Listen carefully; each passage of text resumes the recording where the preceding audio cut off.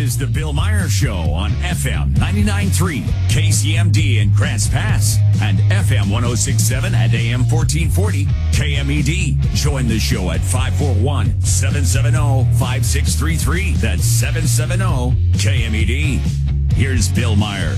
When you look at the craziness, the insanity, and you know how I've talked about that, sometimes it just seems like the state of Oregon is run by people who are mentally ill, and you find out that, that liberals tend to have more mental health problems. It's actually science, which is talking about this. It kind of explains a lot with a supermajority Democratic state. So you're thinking, gosh, wouldn't it be great? Well, there's been a couple of things that have been talked about. One has been discussed, since the 1930s and 40s, which was the State of Jefferson project, but there's a high lift for that. But there's also another project which is out there and getting some note, and that is about Southern Oregon actually sliding over into an expanded Greater Idaho. And Mike McCarter joins me to talk about that from the Greater Idaho Project. How you doing this morning, Mike? Welcome back. Hey, Bill. Thanks for having me back, and I'm doing fantastic this morning. All right. What is the current status of this? Because we know that state boundaries have actually been changed many times throughout American history. It's nothing unusual. In fact, West Virginia, of course, ended up coming from Virginia before, and even the borders themselves have slid back and forth a bit over time. Isn't that the case? Yeah, in 1958, Oregon and Washington adjusted their borders along the Columbia River, and so it's possible for it to happen. It's not a problem at all. We've got 4 counties voted last November to start looking into the process of moving Oregon's border. And now, in May 18th, we got 5 more counties that are voting on that to ask their county commissioners to start the process. Which counties have voted so far and are going to vote? Do you have a list of them in front of you by chance? Yeah. Just curious who's done it. Sure. In November of 2020, we had Douglas, Jefferson, Union, and Wallowa counties vote. All right. Yes, sure. Good. Who do we have coming up? And in May, we've got Meyer, Baker, Grant, Lake, and Sherman counties voting on it. All right. And these are relatively large counties in area, but not particularly large in population. Fair to say? Yeah, correct. The counties down south, Klamath, Jackson, Josephine, Douglas, are the heavier populated counties. Has there been any push to get that movement here, or are you looking for like a chapter to open up in order to make that happen? Well, we've been taking it county by county because the first step is to find out what the citizens want. Okay. We're not trying to sell anything at all. It's just start the process. So we have petitions going in Jackson, Josephine, Klamath, Curry, and some of the other smaller counties up north central going on right now. And Harney County has collected enough signatures, and they're going to be on the next ballot. And the movement is starting to gain traction on its own without us even pushing it. Because citizens of Oregon are trying to say, we want to have the opportunity to vote on this issue. Well, here's our challenge. Ever since Reynolds v. Sims, that Supreme Court decision, I'm sure you're familiar with that back in the 1960s. It used to be that the counties, we almost had kind of a electoral college system within the states themselves with county representation. The counties, you had to have a majority of counties in order to get a lot of things done in some cases. The senators state senators represented your county, not just another super representative thing. But then, gosh, the courts have been knocking that down. And so we find ourselves enduring a supermajority Democrats dominated by the Democrats, we're dominated by democracy up from the northern part of the state. But the rest of the state doesn't really see eye to eye with what's going on with the northern part of the state. So this sounds kind of appealing to some. What is the difference or advantage or disadvantage to this as contrasted with, let's say, the State of Jefferson movement, which has been talked about for a long, long time? What do you say, Mike? Well, Move Oregon's border basically is a lot line adjustment. It's not creating a new state. It's not adding any more senators or U.S. congressmen or anything to the mix. Okay. So it's just basically we want to change the governance of eastern and southern Oregon underneath Idaho. Okay. And now that would have to change some congressional apportionment of some sort because, District 2 in the conservative area of Oregon, which is kind of Republican, that would have to technically move over to Idaho, would it not, if all of that area ended up going into it? And so Oregon, the main state of Oregon, could lose a state rep or two, or not state rep, I'm sorry, U.S. congressman or two. Wouldn't that be the fact? Yeah, it would lose a U.S. congressman, but considering that Representative Dents is a Republican, it probably doesn't upset Northwest Oregon that much. Oh, yeah. So in other words, we wouldn't worry about him. But here is the here is a challenge. Is it something where we would then have to beg Mother May I? We have to beg the tyrants that we currently suffer under for permission to leave, or how does this work? Yeah. Oregon has to approve the process. Basically, when the counties vote yes on this particular measure, it has no leverage legally to the Oregon legislature. So the Oregon legislature has to pick this up and start negotiation with Idaho's legislatures. Once the compact is approved, then it goes back to U.S. Congress for approval. Where is the advantage for the current supermajority tyrants to let Southern Oregon go, to let their people go? Because, and I'm just talking about human nature here, Mike, in which, what's the point of being a super tyrant, supermajority Democrat if you're not putting your boot on the neck of Southern Oregon people that you hate? And I'm sorry to paint it that way, but that's really where we are at this point in time. They hate us. All right. Oh, I totally agree. And they have their agenda and they're marching right on through with it. We're not against what Northwest Oregon is doing. We don't agree with it. But if their citizens and their legislators want to pass particular bills or social experiments in Northwest Oregon, go for it. Just let us go. But where's the advantage for them letting us go? That's what I'm trying to find. I'm talking about the human nature here. Right. There's two main advantages to it. Number one, Northwest Oregon subsidizes a lot of the rural Oregon counties. Okay. Because they don't produce enough revenue to maintain themselves. And fair enough, because you end up having to pay, take money out of the gas tax and build the roads through Harney County and Lake County and Wallowa, all the rest of it. I get that. Sure. That's certainly part of it. Yeah. So Northwest Oregon would be richer. They would save quite a bit of money. We figured it out at about $324 per wage earner per year that they would save. All right, so that's one thing then, that they would save money and they could take more money and put it into their Green New Deal utopia. All right, let's just say that would occur. What is the advantage for Idaho to bring on a bunch of counties that can't technically pay their way? Where's the advantage for Idaho? Well, Idaho counties are very similar in income as Oregon counties. And so it's not a loss to them. However, when you look at what would happen to Oregon businesses, and the fact that potentially Coos Bay would open up Idaho, and that would be that Idaho would no longer be a landlocked state. Oh, business would go crazy.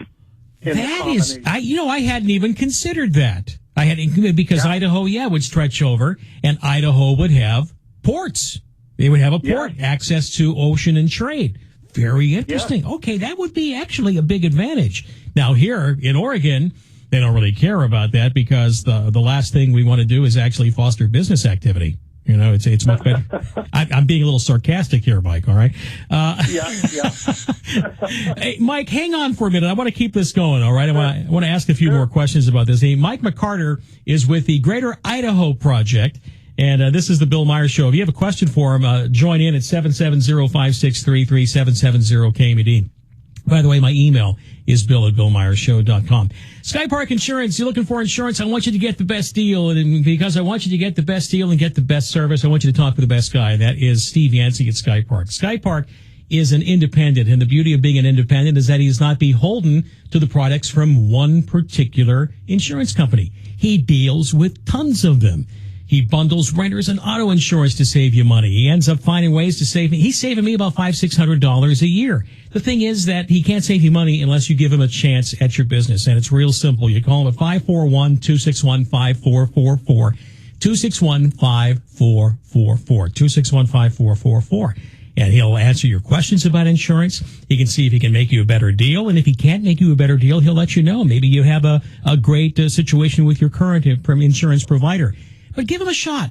See what can say. Many KMED, KCMD listeners have gone to Steve, and they're real happy with the situation. So you could too. 261-5444 or visit skyparkins.com. At Sky Park, we make insurance easy. Are you a gig worker or self-employed? Womply has helped over 100,000 small businesses get a PPP loan. You may qualify for up to $41,000 in 100% forgivable loans. The program ends soon and funds are limited. Apply now at womply.com/apply. That's WOMPLY.com/apply.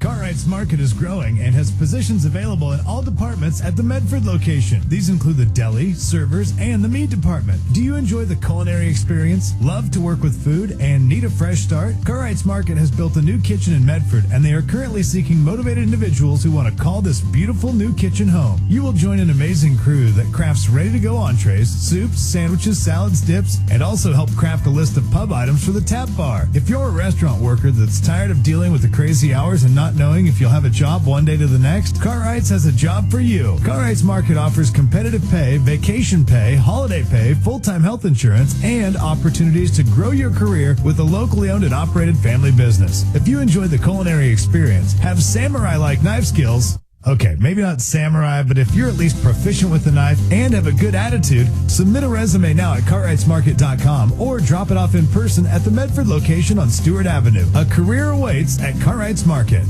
Markley, Van Camp, and Robbins. Joe Biden's big press conference about guns, guns, guns. He is nominating somebody to head up the ATF. But he doesn't know what that agency is called, apparently. Here we go. Today, I'm proud to nominate David Chipman to serve as the director of the AFT. What? Weekdays, 9 to noon. Sundays Encore, 4 till 7. Markley, Van Camp, and Robbins on KMED and KCMD. You're waking up with the Bill Meyer Show on 99.3 KCMD and FM 106.7 KMED. The plot to join Greater Idaho. Is that maniacal? Is it a maniac? I don't know. Actually, Mike McCarter seems to be a pretty upstanding, level-headed guy. He's with the Greater Idaho movement, greateridaho.org. All right, Mike, we have some people asking some questions about what it would take to join Idaho. The yeas and nays, okay? And Cohen's here first. Hey, Cohen, how you doing? Hey, I'm doing great. All right, so here's my question. First of all, have you created some sort of a flyer or emailer that you can send out that defines what some of the benefits of Idaho's laws over Oregon, say with our mining rights, education, building housing, like for building permits and such, so that you could actually entice some of the state of Jefferson people to come over, because the state of Jefferson, it originally sprung up trying to fight against the tyrannical mining operations that they try to shut down our mining rights here in Oregon constantly. And what is Idaho's view on mining? It's a good question, Cohen. Thanks for that. Mike, you want to take it away? Hello, Mike? Did I not have Mike? All right. Hi, KMED, KCMD. Who's this? Is this Mike? No, this is Mark out here in Modoc County. All right. Mark, I think I lost our guest. I might have to call him back here. Okay, let me just do this again, all right? Somehow we lost our guest. I don't know if it just hung up in the middle of it or something. I'll be right back with it. We'll get him back on. I want to keep talking. We spend a lot of time at work. Shouldn't you feel like you're cared for while you're there? At Kelly's Automotive Service, our staff voted us one of the top 100 businesses to work for in Oregon, and we're in need of experienced technicians at both our Grants Pass and Medford locations. If you're ready to be part of something bigger, check us out at kellysautomotive.com or come in and drop off your resume and talk to our staff yourself. Kelly's Automotive Service, where we service your vehicle, take care of you, and are a great place to work. KMED and KCMD News, sponsored by Valley View Nursery, your only nursery with online pricing. Visit valleyviewnursery.com. They're closer than you think. I'm Madison LaBerge through NBC5 Morning News Update. Talent's very own Daddy Ramen food truck is being featured in a national commercial. The owners have been providing meals to those in need for years, but this last year they lost their home and their food truck in the Alameda fire. They say the director of the commercial saw his story and wanted to feature him and his wife in a commercial for the Oscars. Sigalov and his wife have since gotten another food truck and will begin operations in the next few weeks. This morning, we're learning new details about a project to add transitional housing in Phoenix and Talent. It's being called the Gateway Transitional Housing Project. It's a joint effort between the Talent Urban Renewal Agency, Phoenix Talent School District, and Rogue Retreat. It was made possible by a $1.7 million donation from the state and another separate donation from Medford-based People's Bank. It'll be located at the corner of Highway 99 and West Valley View Road. Rogue Retreat is bringing in 53 RVs to the site for families in the Phoenix Talent School District that are still looking for housing. An Oregon woman is the second person to die from a rare blood clot associated with the Johnson & Johnson COVID-19 vaccine. The Oregon Health Authority says the woman was in her 50s and received a dose before the pause order on its use was issued. The OHA says she developed a rare but serious blood clot within 2 weeks following the vaccination. The CDC is now investigating that death. For NBC5 News, I'm Madison LaBerge. This hour of the Bill Meyer Show is sponsored by Glacier Heating and Air, making sense of the heating and air business. Hi, it's Matt with Pressure Point Roofing. Over the 30 years we've been in business, we've grown and evolved to keep up with customer demands. As our roofing division grew, we realized we needed specialty crews to maximize efficiency and quality of work. So we have several roofing crews, plus a designated repair and maintenance division, as well as a construction crew for siding and windows. We're diversified, but it's all under the same roof. For roofing, siding, and windows, start at the top. Pressure Point Roofing. Visit pressurepointroofing.com. Pressure Point Roofing. We'll see you next time up on the roof. 99.3 KCMD, FM 106.7 KMED, and this is the Bill Myers Show. All right, Mike, we got you back. Mike McCarter from the Greater Idaho Movement, and people want to ask you some questions about this, Mike, so let's just go right to that. And Gabriel is on the road somewhere. Gabriel, you're with Mike McCarter. What's your question? Yes, I'm just curious on how Idaho plans on dealing with the cannabis situation here in Southern Oregon. Everyone knows that we're kind of the epicenter for the Wild West of cannabis. Yeah. If we got absorbed into Idaho, that would become a problem. All right, that's a really interesting question. Thanks for making that, Gabriel. What would you say, Mike McCarter? Well, you know, as this process moves forward, it's going to take some negotiations between our counties and Idaho for this transformation to take place. I can't answer how that's going to work out for the marijuana or the cannabis program. Well, let me ask you this then. I don't know one way or the other. Is cannabis legal in the state of Idaho? No, cannabis is not legal in the state of Idaho, even though they just signed a bill for hemp.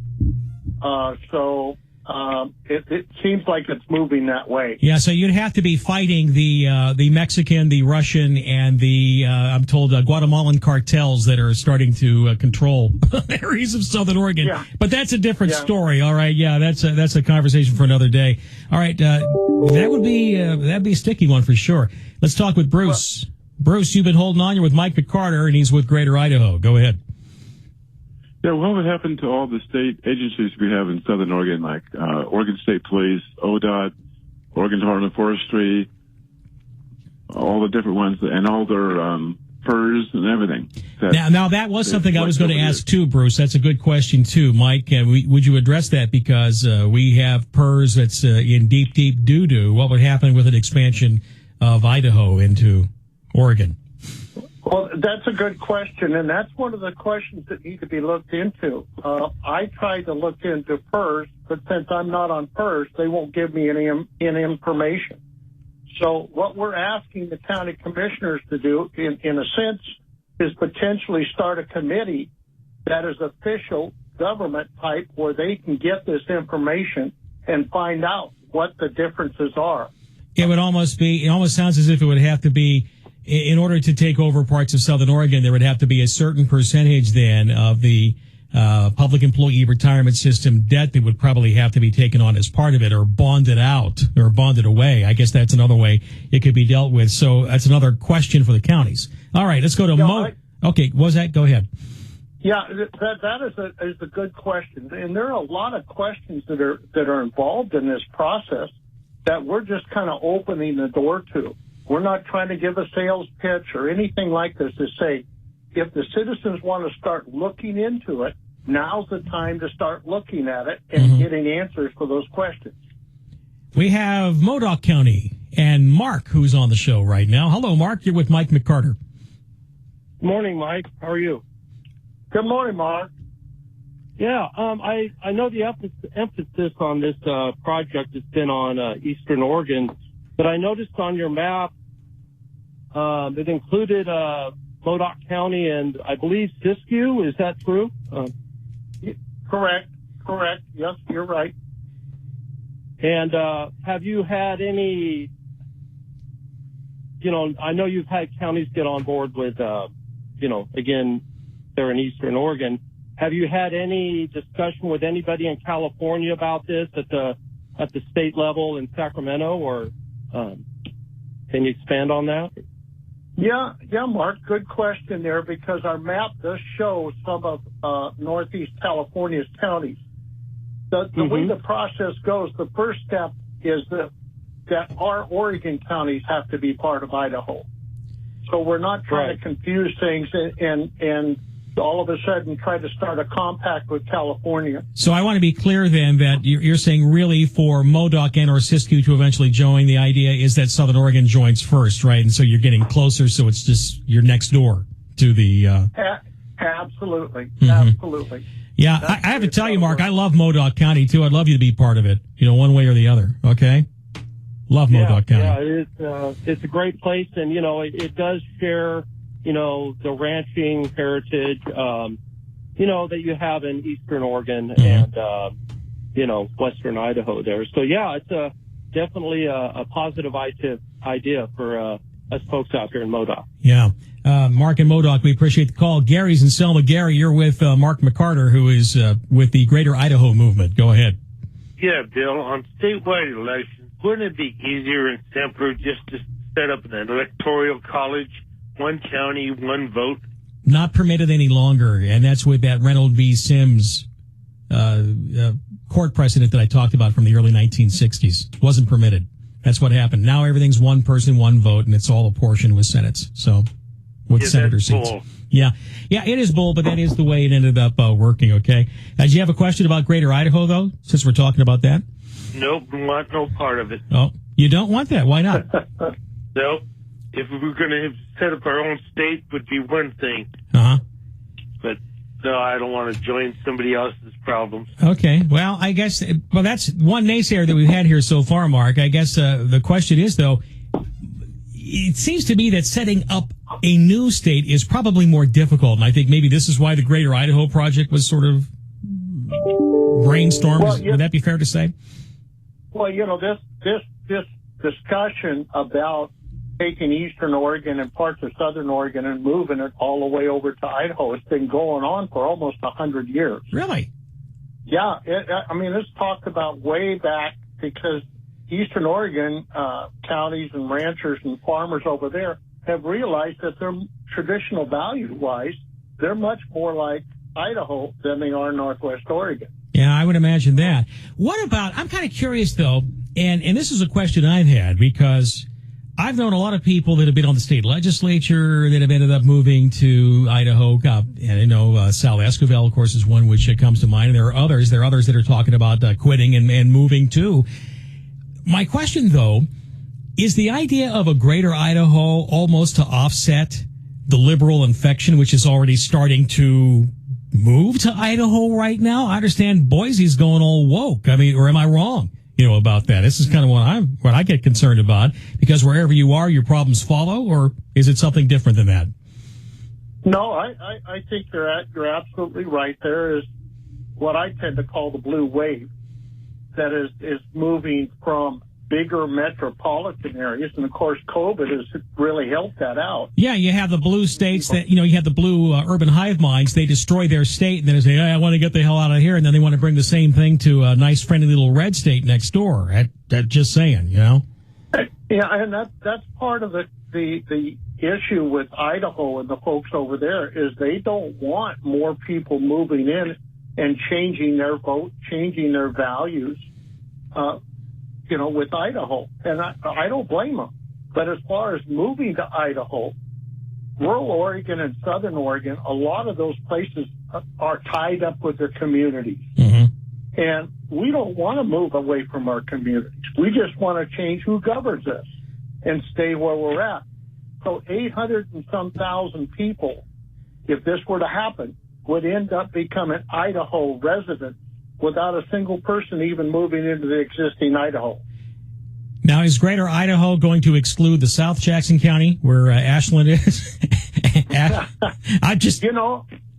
I'm getting a lot of communications out of southern Jackson County. Uh-huh. Those people are trapped down there too, and they want to see some change. But going back to the last call where he says, I want nothing to do with this, we're just asking people to vote. Uh-huh. And that's the way a representative government should work. The people should be able to speak out one way or the other. And I'm not against those folks that are anti-Idaho or whatever. That's up to them.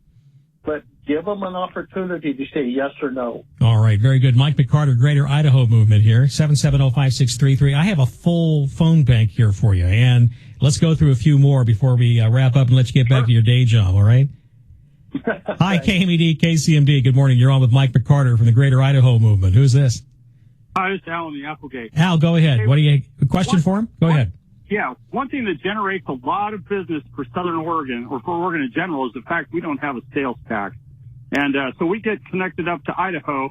All the Californians are going to stop driving up here for their Costco and all the other stuff. We're going to lose a lot of business. Why would we want to compromise? I mean, Oregon is sales tax proof. Even the liberals don't want sales tax except the government.